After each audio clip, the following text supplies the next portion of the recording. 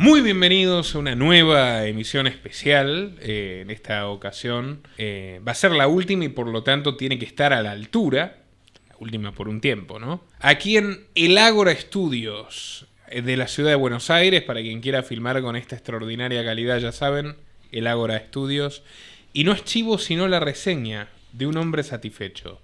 Traemos aquí a Nicolás Martínez Laje, que ante todo, más allá de ser un amigo, de ser un colega y un compañero de aventuras, es un personaje muy interesante en el cual tendremos la oportunidad de ahondar como nunca. Quiero mostrar este obsequio del Ágora Studios que nos han hecho, que es una botella hermosamente decorada con la proclama de liberen a Julian Assange. Ya, nunca olvidar que el mayor periodista de nuestro tiempo y el mayor libertario de nuestro tiempo está en Belmarsh, en una prisión en condiciones infrahumanas, por mostrarnos la naturaleza criminal y maligna del Estado con los propios secretos que el Estado gerencia.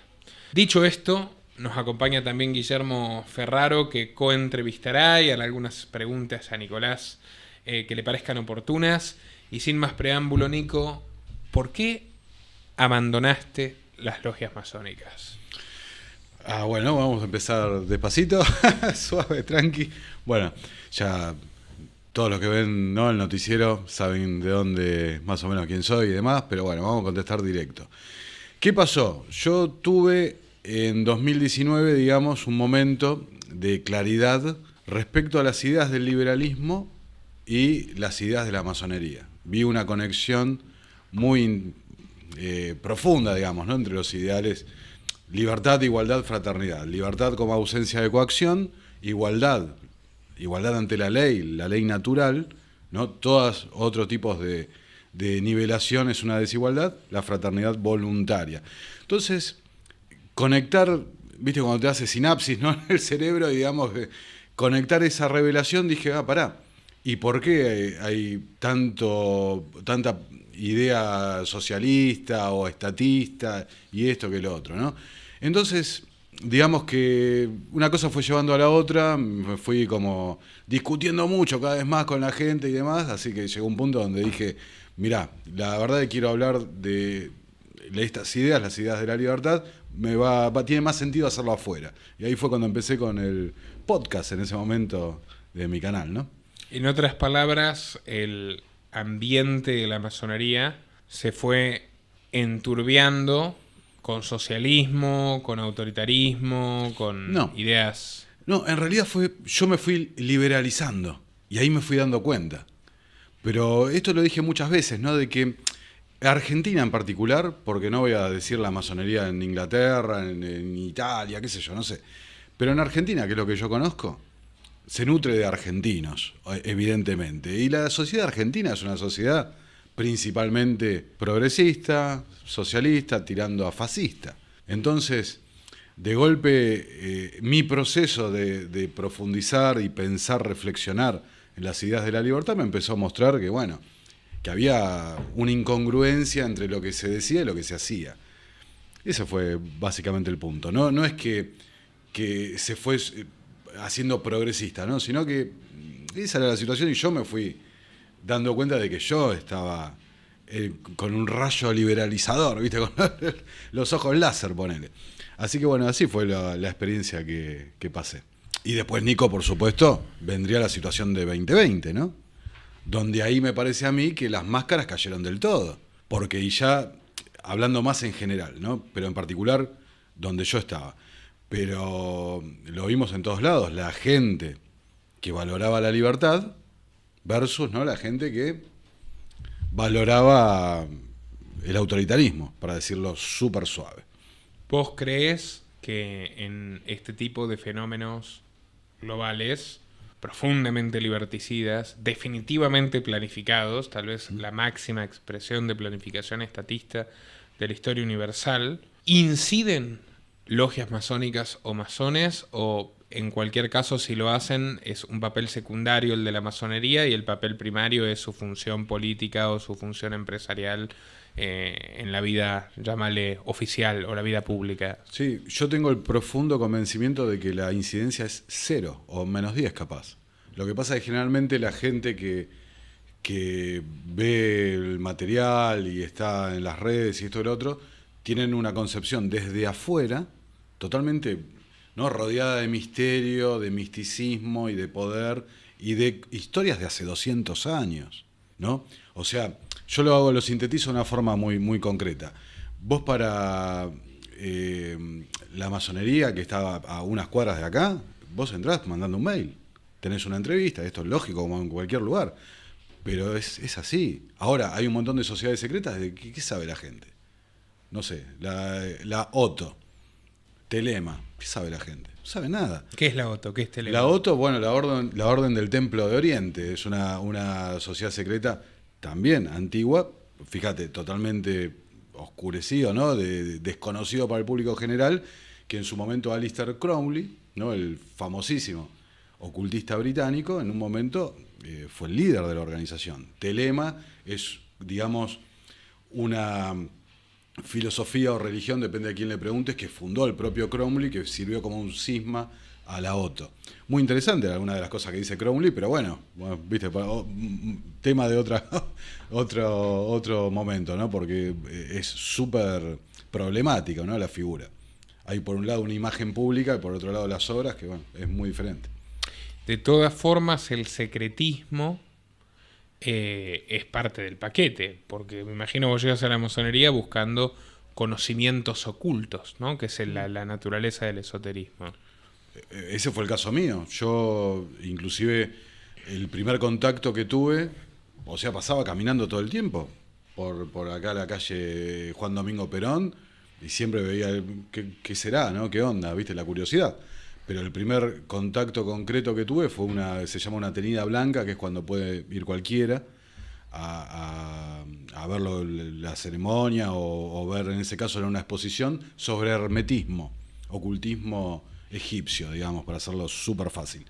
Y ese fue mi primer contacto y dije, quiero entrar acá, si estudian estos temas, que son los que estudio yo, buscando en Google y demás, bueno, copado estar en un lugar donde haya gente que lo estudie, podés intercambiar, hacerte amigos y demás.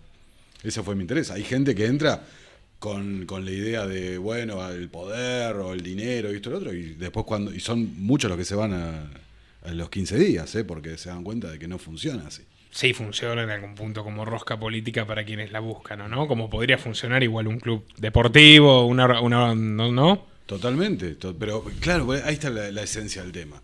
En cualquier organización donde vos creás amistad y convivís en el sentido de pasar tiempo, ¿no?, de vivir juntos, ¿no? Pero conocés a la familia, vas a comer asado, desarrollás una amistad y bueno, por supuesto que se hacen lazos que después terminan.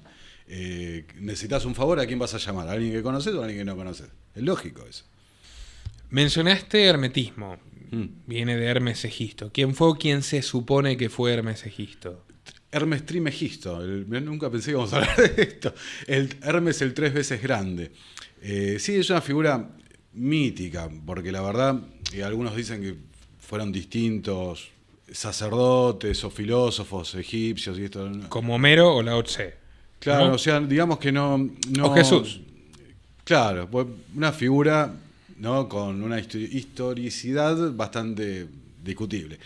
Pero bueno, digamos que ese conocimiento ocultista, esotérico, egipcio, se sintetiza en esa figura y así Hermes, ¿no?, el mensajero de los dioses, el conocimiento de los dioses y demás.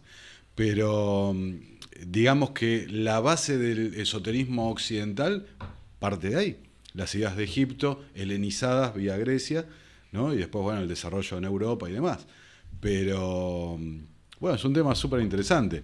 Pero la realidad, la experiencia mía directa, y esto me lo puede, ¿no? O sea, estoy hablando de experiencia. El 95% de la gente que está en las sociedades secretas no tienen la más pálida idea de esto que estamos hablando, que podríamos estar horas realmente. Los principios herméticos y demás. No tienen ni idea del esoterismo, no, de la parte espiritual y nada.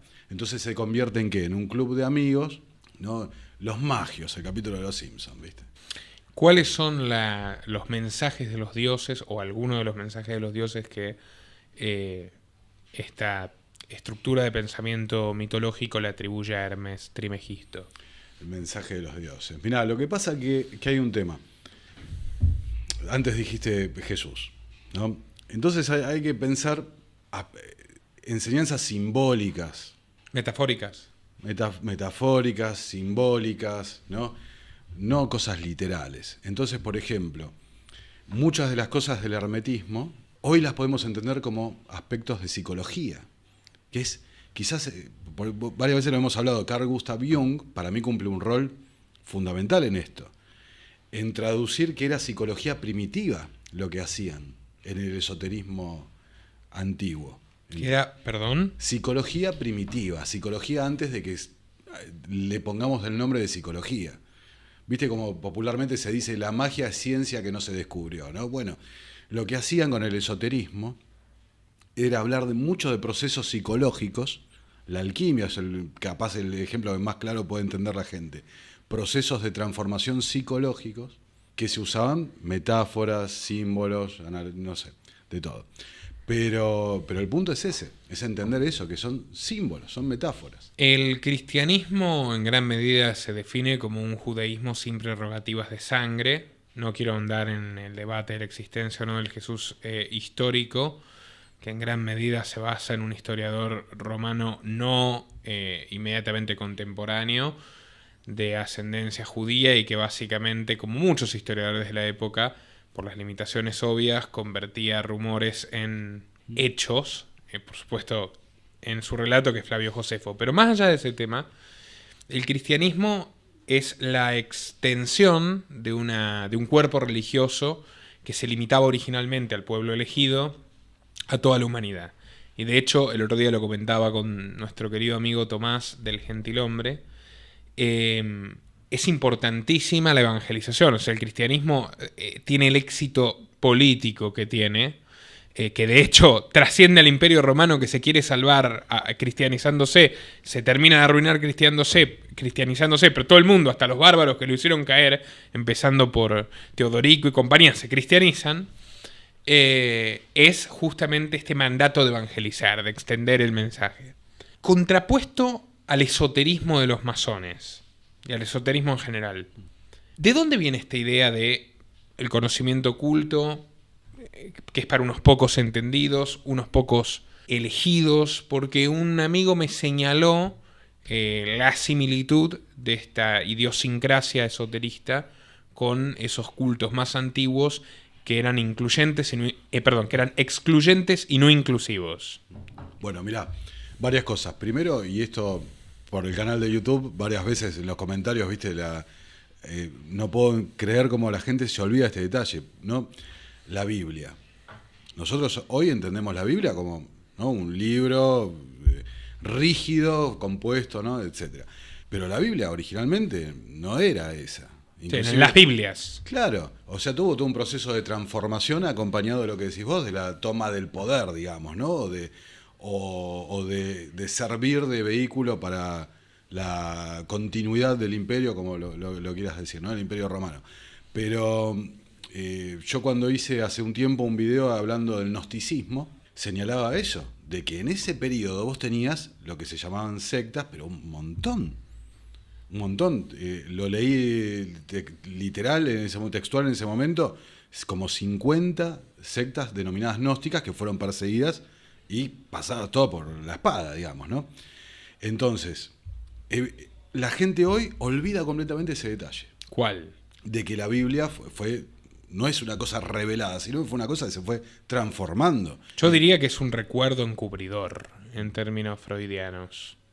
Porque obviamente vos tenés están quienes creen en eso y es respetable como texto revelado y religioso, tenés una enorme influencia en el resto de la civilización occidental, en la fluida y diversa intelectualidad occidental que lo lee metafóricamente, pero es demasiado complejo para el común de las personas, sean o no cristianas, observar esto, ¿no? La cantidad de Biblias que había, las divergencias que había, la diferencia crucial entre judeocristianismo y grecocristianismo, que es el que finalmente prevalece, y cómo luego se va a ir modificando permanentemente el texto de acuerdo a las necesidades políticas, tanto vaticanas como protestantes, ¿no? Las religiones de Estado que fueron surgiendo y cómo Lutero, Calvino y compañía fueron recortando encíclicas, recortando, metiendo de su cosecha, sacando esto y aquello, de acuerdo a la conveniencia política circunstancial. Bueno, lo que pasa es que, claro, a mí me hace mucho ruido eso, ¿viste? Porque ¿cómo podés considerar algo revelado cuando sabés que hubo transformaciones? Entonces, que lo que en un momento fue revelado, ¿dejó de ser revelado? ¿Cómo es la lógica? Y me lleva un poco a mi infancia, porque en definitiva, y quizás es una característica común de los que sentimos las ideas del liberalismo, es cuestionar un poco, cuestionar, investigar y demás. A mí, por ejemplo, la masonería, ¿no? Libre pensadores, adogmáticos, no seguir un dogma, ejercer el libre pensamiento. Bueno, yo quiero ejercer el libre pensamiento. Entonces yo, por ejemplo, de chico que iba al colegio de La Salle, ¿no? Un colegio religioso, si vos me traes una historia, ¿no? De la Biblia, la interpretación es esta, pero pará, si yo lo leo, no estoy interpretando eso. Es más, pero a ver, claramente no dice eso. Pero la jerarquía religiosa es poder político y además es poder material. Pero cuando vos decís, ¿cómo era? La magia es... Ciencia no descubierta. En mi opinión, la magia es la explicación primitiva cuando no hay ciencia ni técnica para poder explicar algo. ¿Viste el tema, por ejemplo, de la triquinosis y la prohibición del cerdo en algunas religiones abrámicas? Tiene que ver mucho con que, bueno, básicamente ante una epidemia que no se podía terminar de entender, se observa la relación causal entre el consumo de cerdo y la epidemia, y las autoridades del momento, ya sea convencidas o no, nunca podremos saberlo, le otorgan una explicación mitológica para regularlo y para combatir este problema sanitario que afectaba a la comunidad, y quedó como un ritual sagrado, ¿no? Los griegos tenían esto, por supuesto, entonces, un dios para cada problema, que Poseidón se enojó y hay tormenta, que Zeus se enojó y hay tormenta, Poseidón se enojó y se hundió el barco, y todas estas cuestiones, pero los mismos griegos igual después fueron encontrándole las explicaciones racionales. ¿Cuáles son, por ejemplo, algunos pilares, ¿no?, del esoterismo masónico que vos decís, ahora que estuve en la masonería pude entender esto, que vos puedas compartir o quieras compartir? Sí, primero hay que entender que esoterismo masónico es muy relativo, porque en realidad es un sincretismo, no es un rejunte de varias doctrinas. La Kabbalah, el gnosticismo, el cristianismo también. Te voy a poner un ejemplo que, ¿no? Viste, la gente dice, no, la masonería es anticristiana, que esto, lo otro, y es verdad, es verdad esto, que están excomulgados los masones, estamos excomulgados por la Iglesia Católica desde el momento que vos te afiliás a la masonería. Pero no es que sos antirreligión, sos anti-institución, porque la masonería ha abogado durante muchísimo tiempo por la separación de la Iglesia del poder político. Entonces, claro, ahí se cruzan lo que decíamos antes, ¿no? El poder versus las ideas, versus las interpretaciones y demás, ¿no? La funcionalidad al poder respecto a las creencias y al pensamiento. Entonces, por ejemplo, mirá el ejemplo que voy a decir, que es una cosa que estuve pensando mucho en estos días, justamente, que la masonería en los rituales y esto y lo otro dice que los tres grandes enemigos de la humanidad son la ignorancia, el fanatismo y la ambición, ¿no? Y pensémoslo, la ignorancia, ¿no? ¿A cuántos problemas te lleva? No leer las cosas, no estudiar las cosas, no saber las cosas. No entender lo que te rodea. Claro, el fanatismo, que lo vemos ahora en medio de campaña política, lo vemos por todos lados. Y cómo los poderosos se sirven de fomentar ese fanatismo, ¿no? La suspensión de la racionalidad a favor de la exaltación de lo que sea. Y por último, la ambición, ¿no? Ahora, vos fíjate, y de vuelta a la Biblia y el tema simbólico. Cuando lo condenan a Jesucristo, ¿quiénes están ahí? Está la plebe, actuando ignorantemente, están los fanáticos, el consejo religioso, y la ambición, Poncio Pilato. ¿Y qué es lo que hacen? Liquidan a la figura simbólica que representa a un iniciado ¿no? Un iniciado, ¿no? Esotérico, como lo quieras decir. El Hijo de Dios, lo que sea. ¿Ok? Pero la representación, como se entiende dentro y un poco contestando la pregunta anterior, ¿el esoterismo de qué va? Bueno, te habla de un proceso de... lo llevas al budismo, no sé, de suspensión del ego, de desarrollo de meditación, ¿no? De un entendimiento diferente de cómo interactúa la realidad y cómo el rol que cumple cada uno, la espiritualidad misma, ¿no? De la gente. Entonces, por ejemplo, la masonería no niega a Jesús. Al contrario, dice el gran iniciado, el iniciado de los iniciados, como el máximo iniciado. ¿Ok? O sea que efectivamente amigo Juan tenía razón, la masonería es religiosa y es abrámica. Pero lo considero un ser humano. Sí. No una figura mística. Los judeocristianos también y los musulmanes también. Exacto. Pero en la actualidad, bueno, la religión mainstream, digamos, no lo considera un ser humano. El cristianismo mainstream en todo caso. Claro. Es un ser humano. Claro, porque es Padre, Hijo y Espíritu Santo. Claro, pero te lo ponen de un punto de vista donde no. ¿Quién puede acceder a eso? Nadie.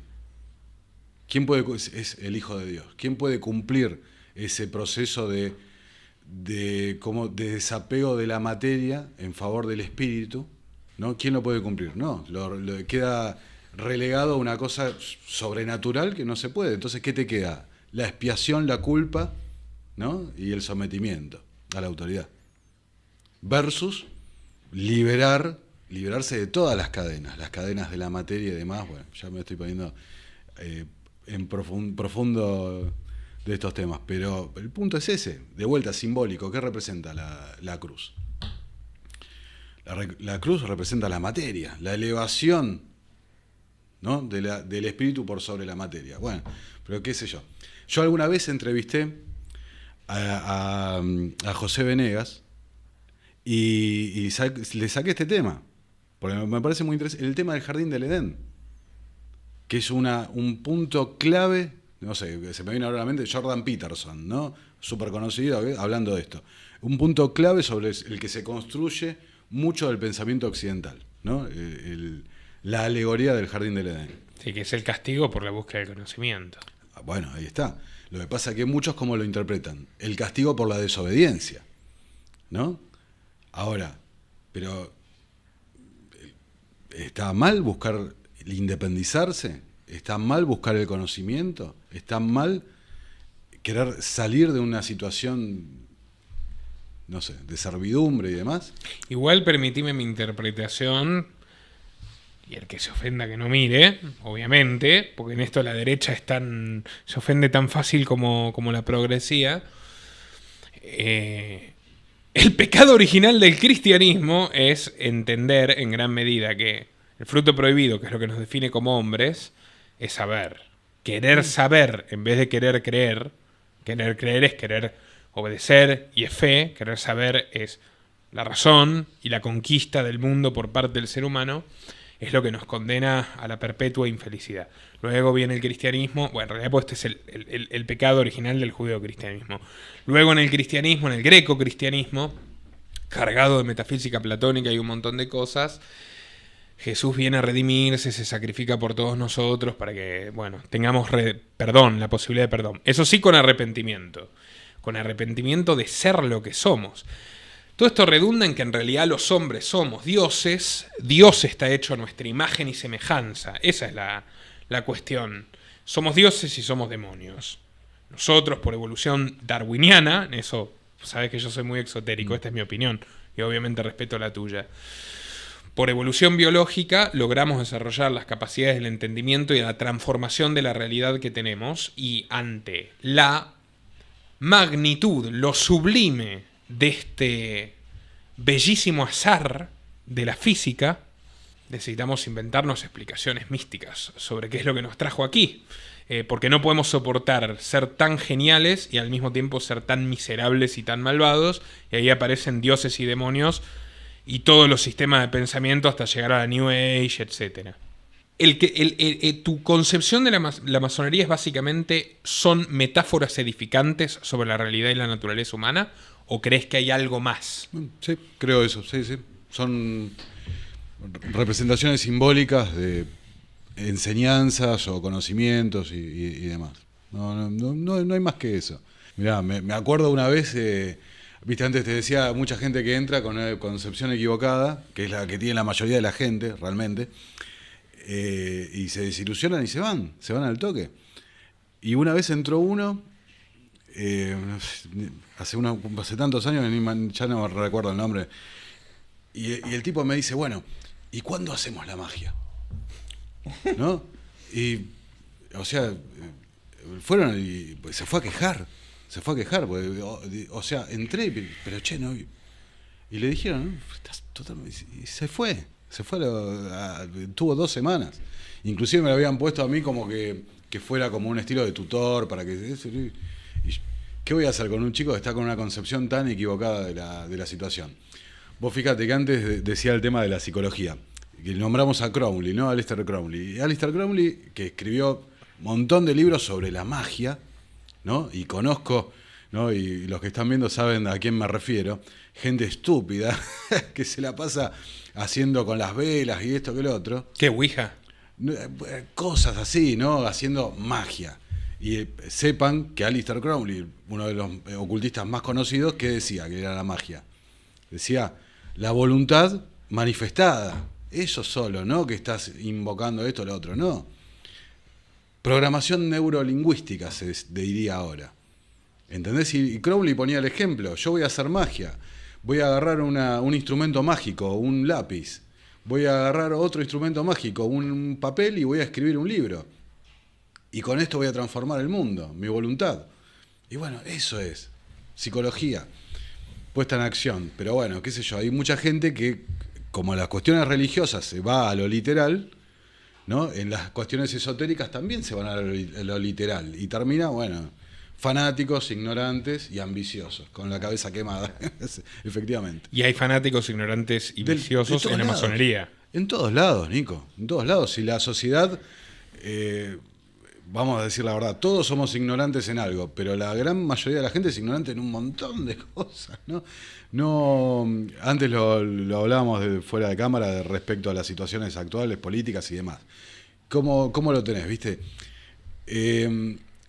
Te buscan dividir a la gente en River y Boca, en el fanatismo, mantenerlas en la ignorancia, que únicamente se concentren en River y en Boca, y hacen lo que quieren con vos, los que verdaderamente entienden de esto. Que esos son los verdaderos magos, ¿entendés? La gente que sabe cómo manipular a la gente. ¿Te acordás? Viste, antes decíamos de... No suena nada elogioso de los ocultistas que sepan manipular a la gente y lo hagan. Bueno, pero fíjate una cosa, cuando hicimos entre los dos el trabajo sobre Carol Quill y Tragedia y Esperanza y demás, la obra de Edward Bernays. La sociedad secreta más poderosa, el complot angloamericano. Documental recomendado, por cierto. Avanzárico, perdón. Pero ¿en qué se centraban? ¿En qué se centraban? En la manipulación de la gente, en el manejo de los medios de comunicación para manipular a la gente. La tenían bien clara. Ahí entra, bueno, unos años después Edward Bernays y compañía con la propaganda, las relaciones públicas, ya llevado a una escala que, bueno, Primera Guerra Mundial, Segunda Guerra Mundial, etcétera, y del mundo de ahí para adelante. ¿Cómo estamos? ¿No? Fíjate, 2020, ¿no? La situación que todos saben. ¿Qué hicieron? Te dividen a la gente en dos.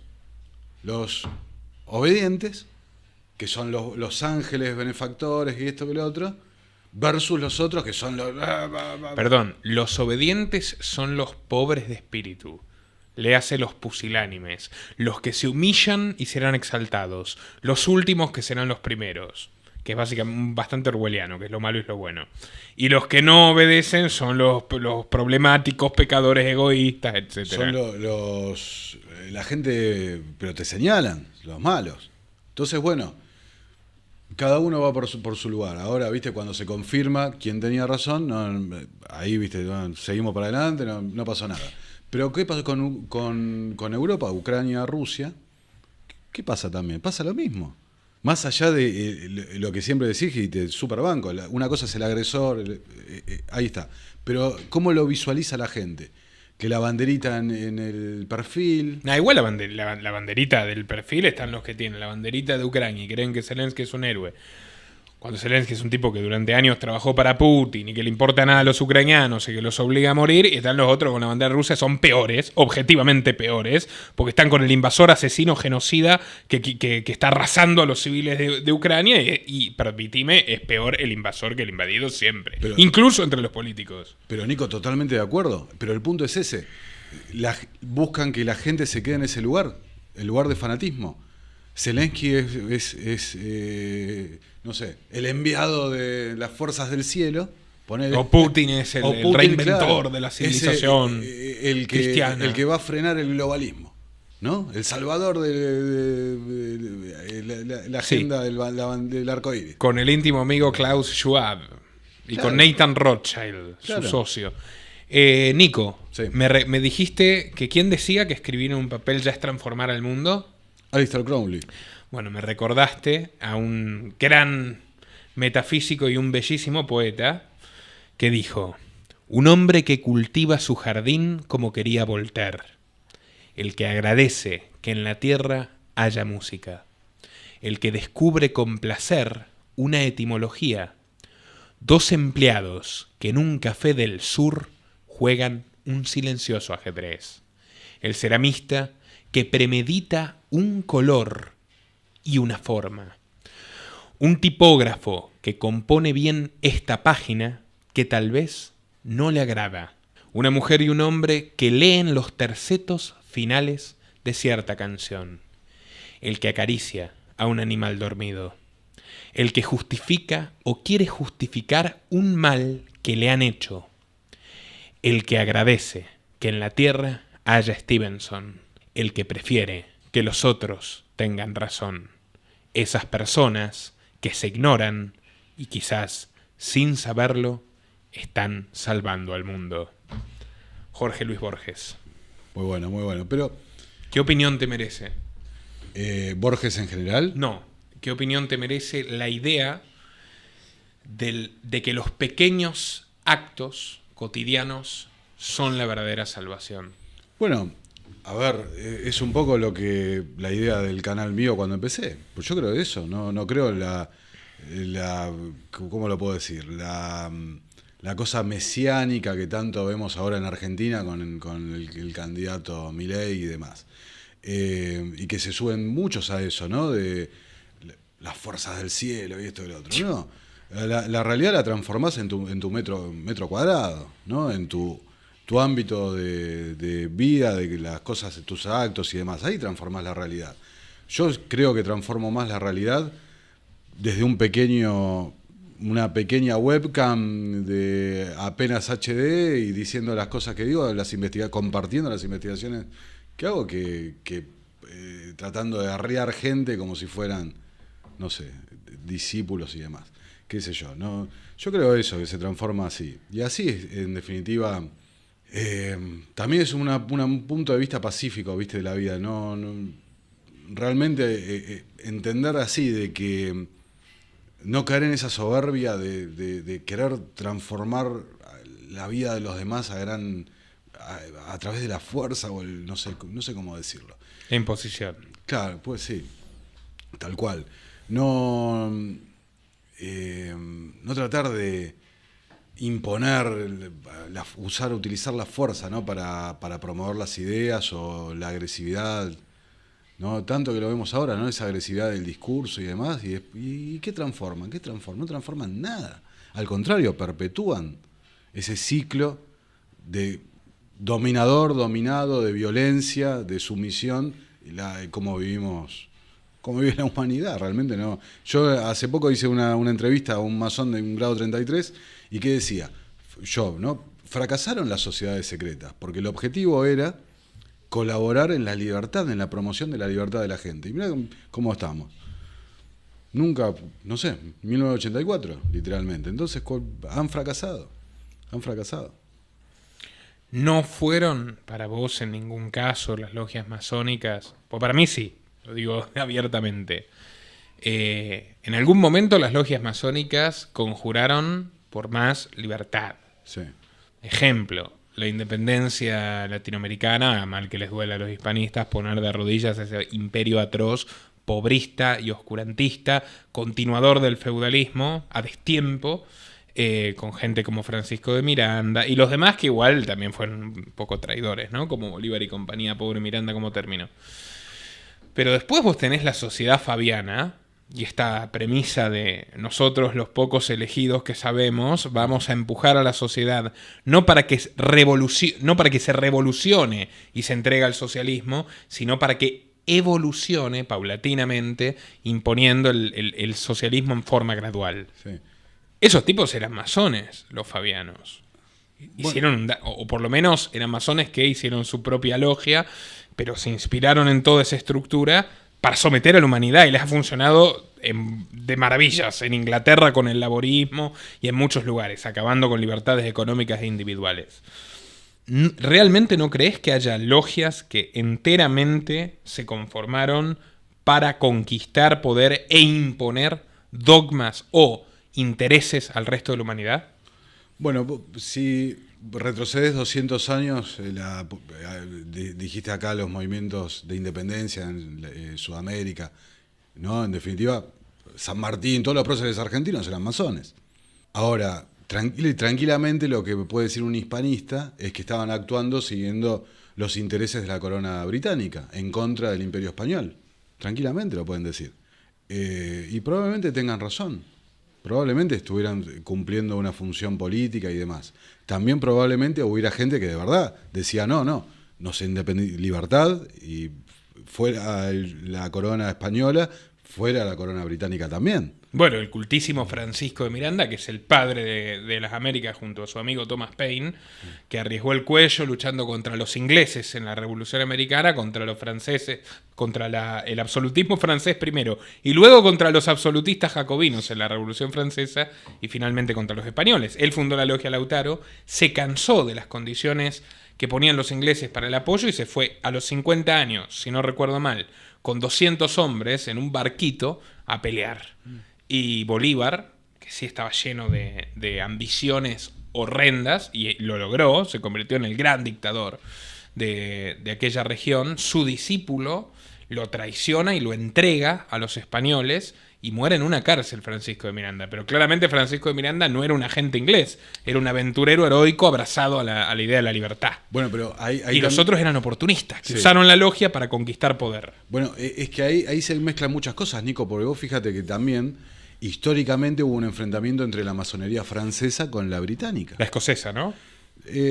Sí, bueno, porque en realidad es inglesa, pero el ritual es el rito escocés, que tiene que ver con los caballeros templarios y cómo, digamos, terminaron recalando en Escocia y demás. Pero o sea... ¿Cómo terminaron recalando en Escocia? Y rajaron todos. Cuando los empezaron claro, a proscribir. Claro. Rajaron todos, digamos, cuando empezó la persecución de la iglesia, que le confiscaron el dinero, se fueron desparramando, muchos recalaron en Escocia y demás. Vean la serie del gentilhombre de los templarios, guerreros, monjes y banqueros, que es una cosa espectacular.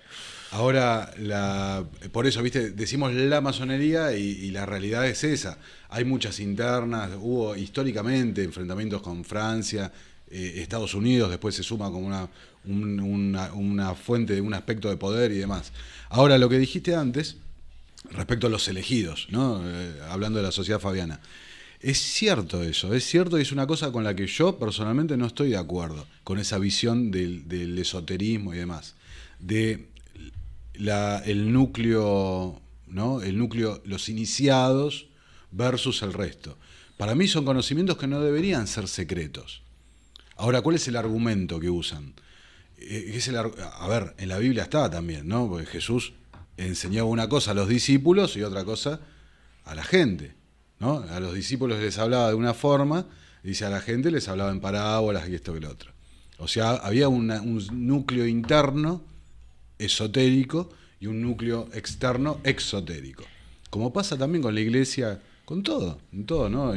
Ahora, yo lo que creo es que hoy por hoy no tiene ningún sentido ese secretismo. Que el argumento que usan es para que no se distorsione la enseñanza, porque son enseñanzas que requieren estudio y esto y lo otro.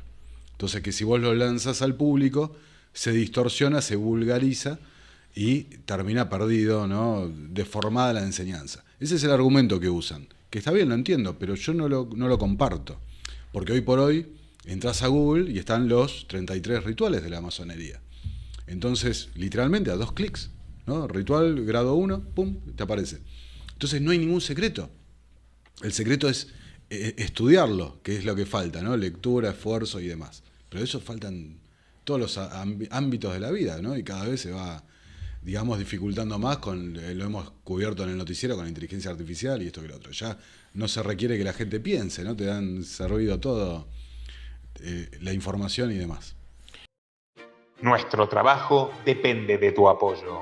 Para que siga siendo posible, realiza tu aporte desde tan solo $3 por mes a través de Patreon, en los enlaces que figuran en la descripción o en el comentario fijado. También podés hacerlo vía Bitcoin o desde la opción Unirse de YouTube. Y si estás en Argentina, elegí el medio de pago de tu preferencia a través de Mercado Pago. Quienes nos apoyen en Patreon desde $5 mensuales tendrán acceso a análisis, entrevistas, conferencias y documentales exclusivos. También tenemos opciones para sponsors, así que publicita con nosotros a través de patreon.com/Nicolás Moraz.